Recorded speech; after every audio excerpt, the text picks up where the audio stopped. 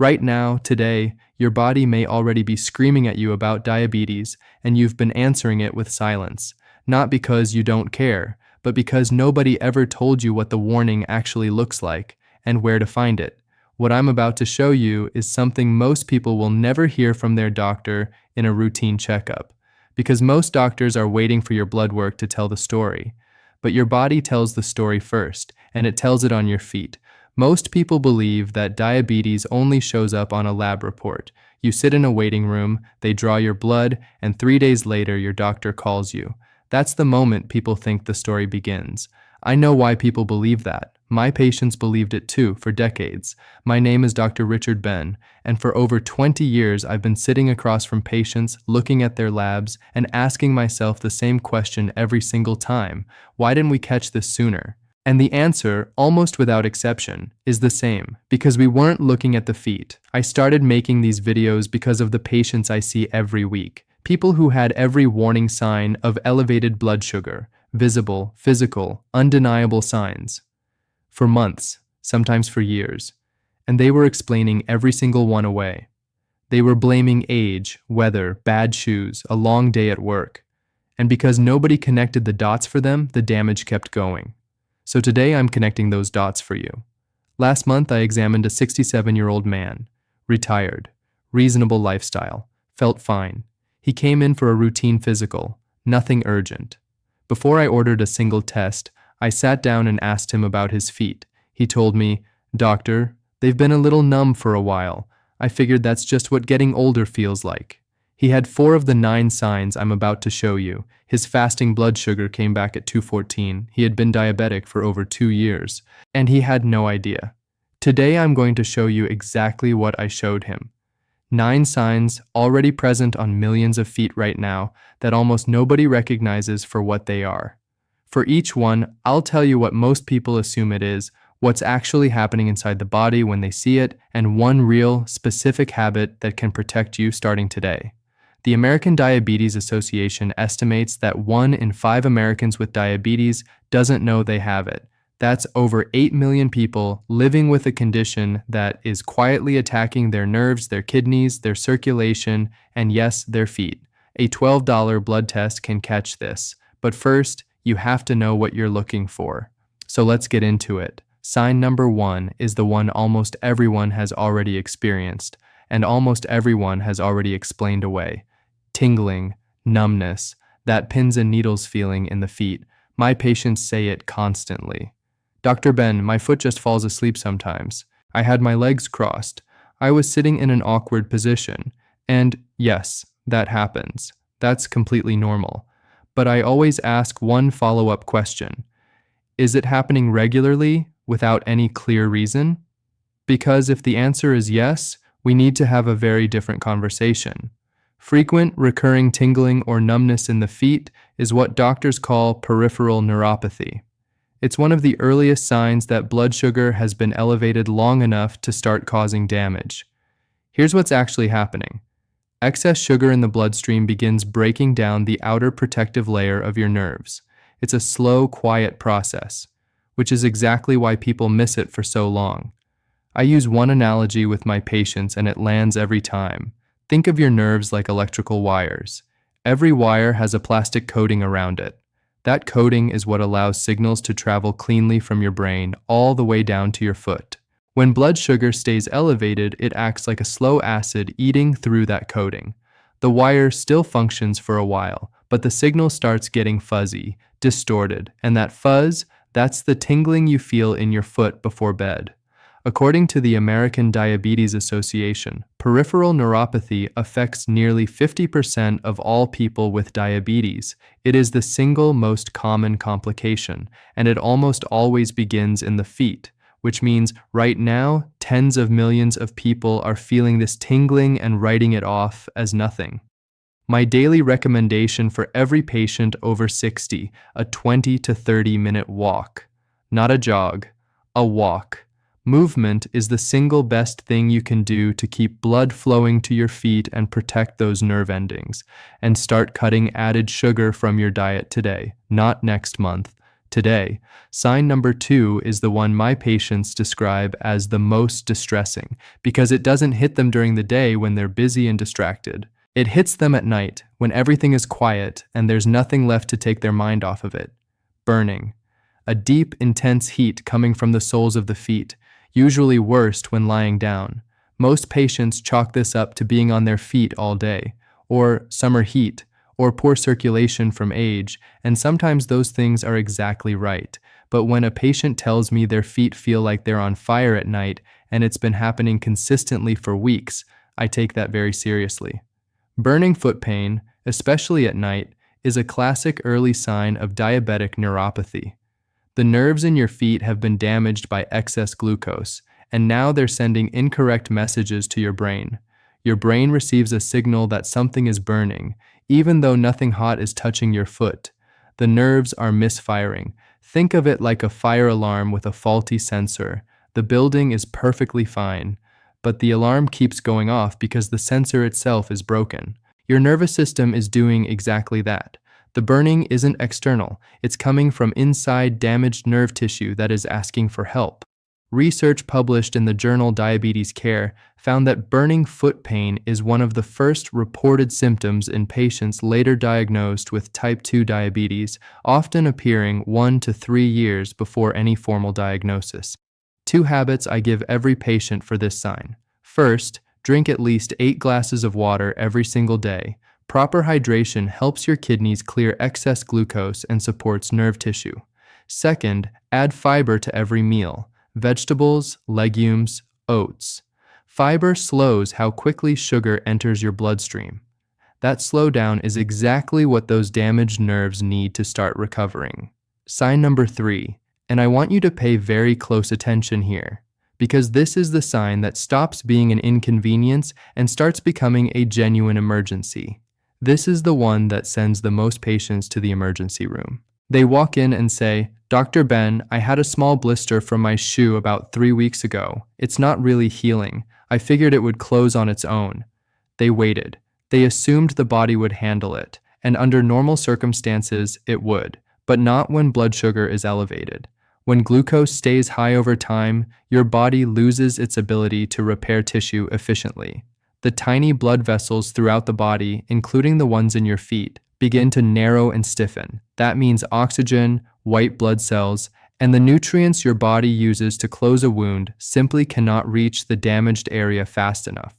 The wound sits there, open, exposed, and vulnerable. Think of it like trying to water a garden through a hose with a serious kink in it. The water is there, but it cannot get where it needs to go. That's exactly what elevated blood sugar does to circulation in your feet. Everything the wound needs to heal exists in your blood. It just cannot arrive. And an open wound that won't close is an infection waiting to happen. The Centers for Disease Control reports that diabetic foot ulcers are the leading cause of non-traumatic lower limb amputations in the United States, over 100,000 every year. Almost every single one of them started with a small wound that was ignored. Tonight, after your shower, sit down and examine both feet carefully. Look between every toe. Look at your heels and the sides of your feet. If you see any cut, blister, or broken skin, clean it with mild soap and water, apply an antiseptic, and cover it. If it hasn't clearly improved within 48 hours, call your doctor. Not next week. 48 hours. Sign number 4 is hiding in plain sight. It's been visible every single time a patient has looked at their legs, and almost nobody connects it to blood sugar. Patients come in and say, "My ankles have always been a little darker. I figured it was sun damage." Or, "I've just always had that skin tone around my feet." And that may be true, but there is a specific pattern of discoloration I look for when assessing blood sugar risk. When circulation is compromised by chronic high blood sugar, the lower legs and feet stop receiving enough fresh, oxygenated blood. The skin responds by changing color. You may notice deep red, darkened patches, or even a bluish tint developing around the ankles. This is your skin signaling that blood flow to that region is no longer adequate. In some patients, the skin also becomes thinner and more fragile in those areas. Another signal that the tissue underneath is being starved of nutrition. I explain it to patients this way. Your blood is a delivery truck carrying oxygen and nutrients. Your feet are at the far end of the longest delivery route in your entire body, further from your heart than anything else. When the roads narrow because blood vessels are damaged, the deliveries stop arriving on time. The skin, starved of fresh oxygen, begins to change color. It is a distress signal you can see with your own eyes, if you know what you're looking at.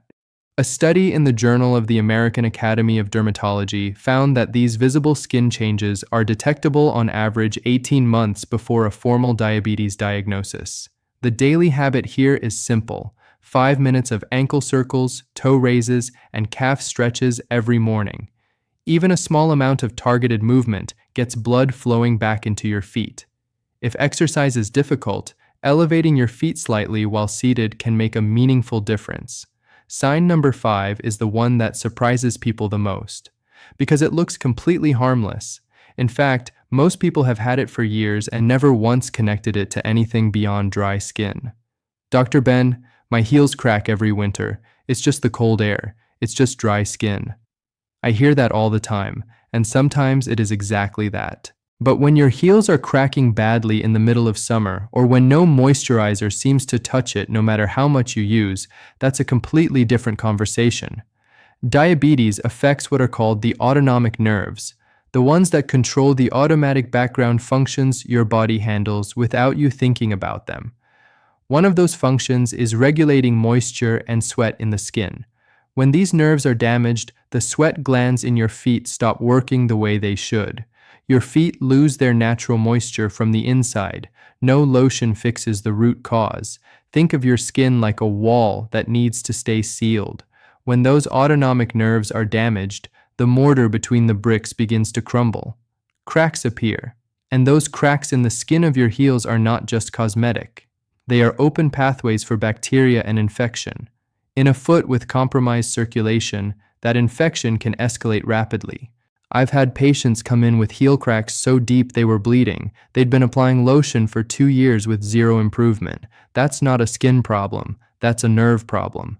The American Podiatric Medical Association identifies chronic treatment-resistant heel cracking as a significant indicator of autonomic neuropathy in older adults, a condition directly tied to long-term elevated blood sugar. Moisturize your feet every night before bed. A thick lotion or pure coconut oil works well. Apply thoroughly to the soles and heels, but never apply moisturizer between your toes. That trapped moisture creates the perfect environment for fungal infection. And drink 8 glasses of water daily. Your skin needs hydration from the inside as much as the outside. I want to stop here for just a moment. We're 5 signs in, and I want to ask you something directly. Have you noticed any of these in yourself? In a spouse, a parent, a sibling, even one sign? If yes, go to the comments right now and type the word yes. Just that, capital letters. I read every single comment that comes in. If you have a question, ask it. If something concerns you, say it. That's exactly why I do this. And if this content is useful to you, hit the like button right now. It takes 1 second. And it tells YouTube to put this in front of more people who genuinely need it. Sign number 6 is more serious than most people realize, because it's not just about your feet, it's telling you something about your kidneys at the same time. I sit at a desk all day. I stand on a hard floor for hours. I hear this constantly from patients whose feet and ankles swell every afternoon. And yes, swelling from activity is normal. I want to be clear about that.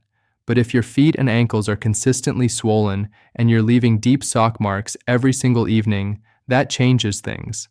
High blood sugar affects the kidneys, and the kidneys control your body's fluid balance. When kidney function is gradually impaired by years of elevated glucose, fluid accumulates in the lowest part of your body, your feet, your ankles. This swelling, which doctors call edema, is a visible sign that your body's filtration system is under serious stress. Think of your kidneys as the filtration plant for your entire blood supply. Every drop of blood passes through them to be cleaned. When high blood sugar damages those filters, the system backs up. Excess fluid has nowhere to go except downward. Gravity takes over. The fluid pools in your ankles. You press your finger into that swollen area, and the indentation stays for several seconds. That's called pitting edema, and it is not something to dismiss. The National Kidney Foundation reports that diabetic kidney disease affects approximately 1 in 3 adults with diabetes. And lower extremity edema is frequently the first visible sign that kidney function is being compromised. When you rest, elevate your feet above the level of your heart, even just a few inches on a pillow. This pulls accumulated fluid back toward the center of your body. Also, reduce your sodium intake. Salt causes the body to retain water, which makes edema significantly worse. Read labels. Many canned and packaged foods contain far more sodium than people realize. And if the swelling is new, persistent, or getting worse, bring it to your doctor's attention at your next visit. Don't wait. Sign number 7 is the one I see most often misdiagnosed, men especially. And by the time they understand what it actually is, they've been living with it for years and masking it with medication that was never going to fix it. I've been taking ibuprofen for months, Dr. Benn. I thought it was arthritis, maybe an old injury acting up. I've heard this story dozens of times. And sometimes that's exactly right. But sometimes the pain has a completely different origin, one that ibuprofen will never reach. When nerves are damaged by chronic elevated blood sugar, they don't always go quiet. Sometimes they go the other direction. Instead of producing numbness, they become hyperactive. They start firing random, intense signals that the brain reads as severe pain. Patients describe it as stabbing, an electric shock, a hot needle driven through the foot. It happens most often at night, when there are no other sensory inputs to compete with it. Here's the analogy I use. Think of a car alarm that got damaged in a small fender bender. Every few minutes it goes off. Nobody is breaking into the car. The alarm is just broken. That's exactly what a damaged nerve does. It sends alarm signals to the brain when nothing is actually wrong. The pain is completely real, but its source is nerve dysfunction, not physical injury. And taking ibuprofen doesn't fix a damaged nerve. It masks a signal your body is desperately trying to send you. Masking signals is the last thing you want to do when your nerves are asking for help. A landmark study in the New England Journal of Medicine found that painful diabetic neuropathy affects approximately 25% of people with diabetes and is frequently mistaken for arthritis, tendinitis, or age-related joint pain. Every morning, before you even get out of bed, spend 5 minutes on gentle foot and ankle movements. Flex your feet, circle your ankles, pull your toes back slowly. Get the blood moving before you put weight on your feet. And every night before bed, give your feet a gentle massage. Light circular strokes along the sole and up toward the ankle. Your nerves will respond to that consistent care. Sign number 8 is the one that tells me how far the damage has progressed. When I see this one, I know this is not early anymore. And almost every single time, the patient's first reaction is the same. I've always had cold feet, doctor. My wife has been stealing the electric blanket every winter for 30 years. And I smile with them. But then I ask, are your feet cold in July? Are they cold under 3 blankets when the rest of your body feels warm? Because that's a very different question. Feet that stay persistently cold, regardless of the temperature around them. Cold in summer, cold under heavy blankets, cold when the rest of the body feels fine, are a strong indicator that blood circulation to the lower extremities has been significantly compromised. Your blood vessels have narrowed or stiffened to the point where warm blood simply cannot reach the tips of your feet in sufficient volume. Think of your blood vessels like the heating pipes running through the walls of your house. When those pipes narrow from years of blood sugar damage, the heat doesn't make it to the far end of the line. The room at the end of the run stays cold, no matter how hard the furnace works. The cold in your feet isn't about the weather outside, it's about the condition of those pipes inside your body.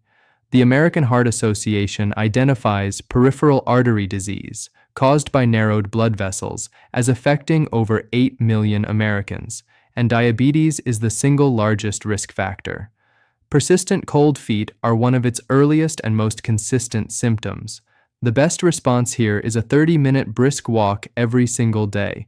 Not a casual stroll, a purposeful, arm-swinging walk that forces blood circulation into the legs and feet, strengthens blood vessel walls, and over time can begin to reverse some of the early narrowing. If 30 minutes feels like too much, start with 10. The important thing is not the distance. The important thing is that you start today. Sign number 9 is the one almost nobody ever talks about. I have never seen it covered in a patient brochure. Most people walk right past it every time they look at their legs, and I almost never have to bring it up myself, because patients almost never notice it on their own. But during a foot exam, when I look at the lower legs and the tops of the feet, I sometimes see a visible absence of hair in those areas. The patient looks down and says, I never noticed that." And that is exactly the point. It's the quietest sign of all, easy to overlook, impossible to dismiss once you understand what it means. Hair follicles need a steady, consistent supply of blood and oxygen to function. When circulation is significantly impaired by long-standing elevated blood sugar, the follicles in your feet and lower legs gradually stop receiving what they need. Over time, they stop producing hair altogether. That hair loss isn't cosmetic. It is a visible marker of blood vessel damage that has been progressing, in many cases, for years. Think of hair follicles like small plants in a garden. When the irrigation pipe narrows or gets partially blocked, the plants don't die overnight. They just slowly stop growing. The absence of growth is your body's message about what's happening inside your blood vessels, a message you can see every time you look at your own legs. Research published in Diabetes, Obesity, and Metabolism found that hair loss on the lower extremities correlates significantly with peripheral vascular disease in diabetic patients. It is a reliable and frequently overlooked sign that physicians are specifically trained to check for. Right after this video, look at your lower legs and the tops of your feet. If the hair is significantly thinner there than on the rest of your leg or absent entirely, schedule a blood glucose test this week. Not this month. This week, it's approximately $12 at any certified lab, covered by Medicare for most of you watching right now. $12 can completely change the direction your health takes from this point forward. We've covered a lot today. 9 signs. 9 chances to catch something that millions of people are missing every single morning when they walk out the door. And I want to be honest with you about something. The hardest part of my job is sitting across from a patient who has had every one of these signs for 2 years and is only just now finding out why. Not because they didn't care about their health.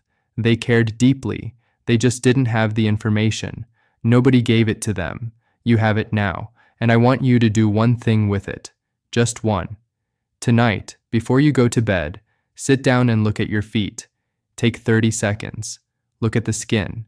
Look between the toes. Notice whether anything feels numb, burning, or cold. Check for any wound that shouldn't be there. 30 seconds. That's all I'm asking. And if you see or feel anything on this list, even one thing, call your doctor tomorrow, not next week, tomorrow. Because the earlier this is caught, the more completely it can be managed. In most cases, through changes in diet, a daily walk, and a simple conversation with your doctor. You worked hard for the life you have, for your independence, for your ability to do what you love and be present for the people you love. Don't let something as manageable as blood sugar take any of that from you, simply because nobody ever told you what to look for. Now you know. Share this with someone today, a spouse, a parent, a friend, a neighbor.